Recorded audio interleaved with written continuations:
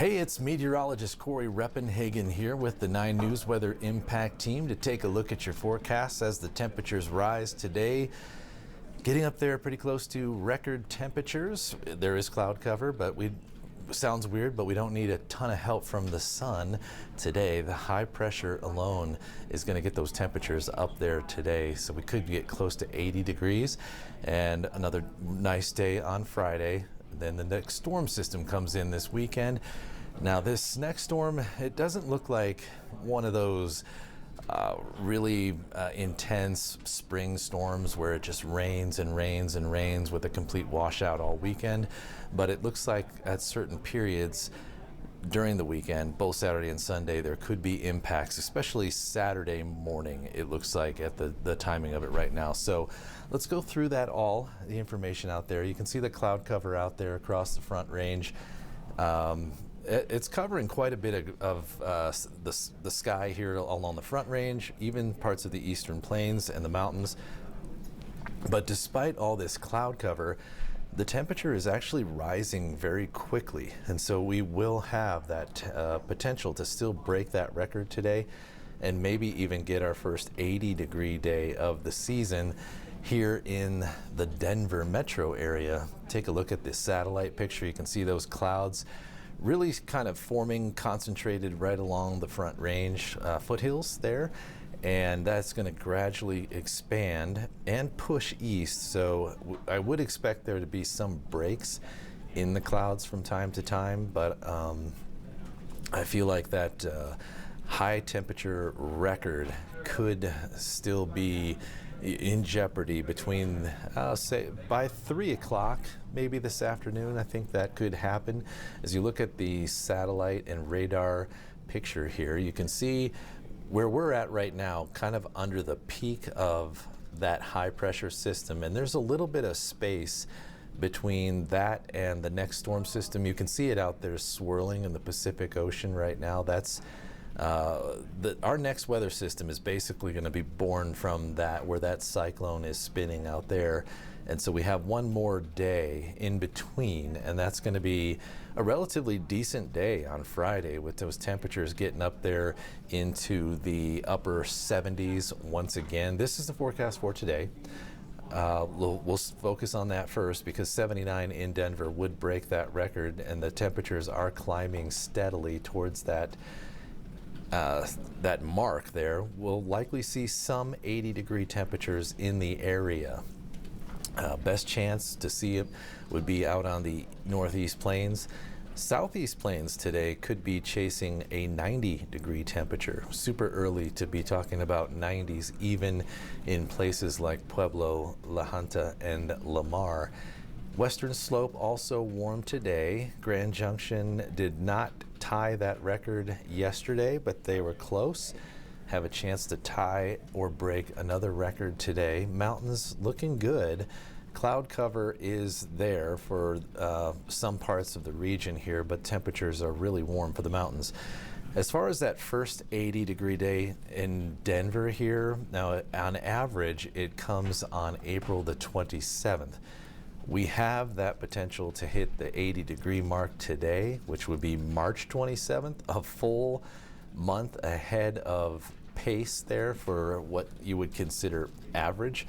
And so if it does happen today, it would be even before the Rockies play their first baseball game, which is coming up tomorrow. The season opener for the Rockies will be tomorrow.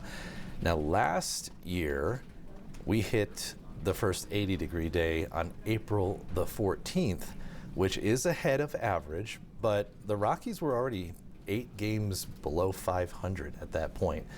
So I feel like if we're able to knock out that 80-degree day early this year, get the Rockies, even before the Rockies start their season, nice weather, nice baseball, good omen, maybe. We'll see.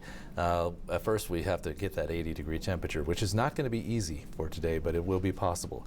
Here's Futurecast. This is the in-house computer forecast model showing precipitation and cloud cover as we go through the day here. You can see the clouds sticking around the Front Range and the Northeast Plains there. It could even squeeze out a very brief thunderstorm. There's just enough moisture and just enough instability to be focused kind of over the Palmer Divide region to get us a pop-up thunderstorm.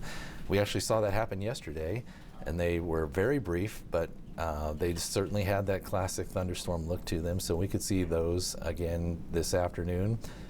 But like I said, very, very brief. There's not enough really instability to sustain these for very long, so they won't have too much of an impact. And then tomorrow, we're looking at another similar day here with some cloud cover across the region and temperatures getting up there into the 70s once again.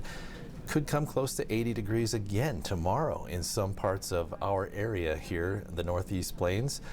Denver looking pretty good, with temperature in the middle or upper 70s most likely, and some 80s on the Southeast Plains. So we'll have one more pretty nice day as we go through this stretch.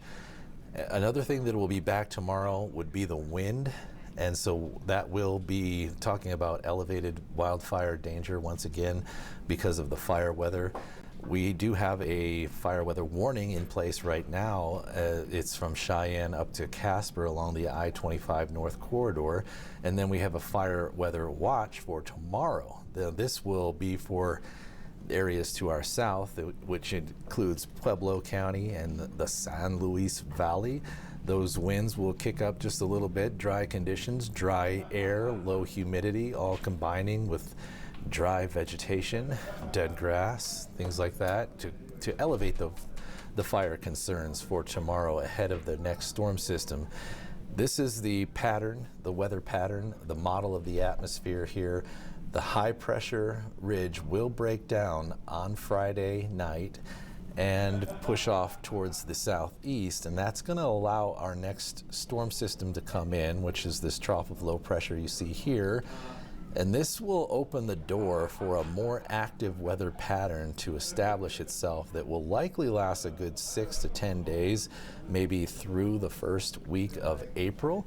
So we'll see an active weather pattern, so it's not going to be like cold weather or consistent rain, but we'll see at least increased rain chances over the next several days, and the temperature's probably not going to be knocking into the 70s like we have been seeing here. So that will be a pattern change.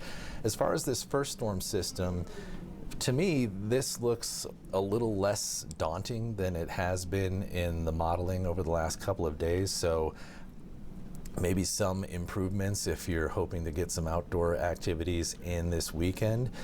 I think one thing this might hurt is maybe baseball, because once the field gets wet, it's kind of it has its impacts a little bit longer, but things like football and soccer and other outdoor activities where you don't have to rely on a sustained dry ground, this could not maybe be too bad for you. So let's take a look at that in the modeling here.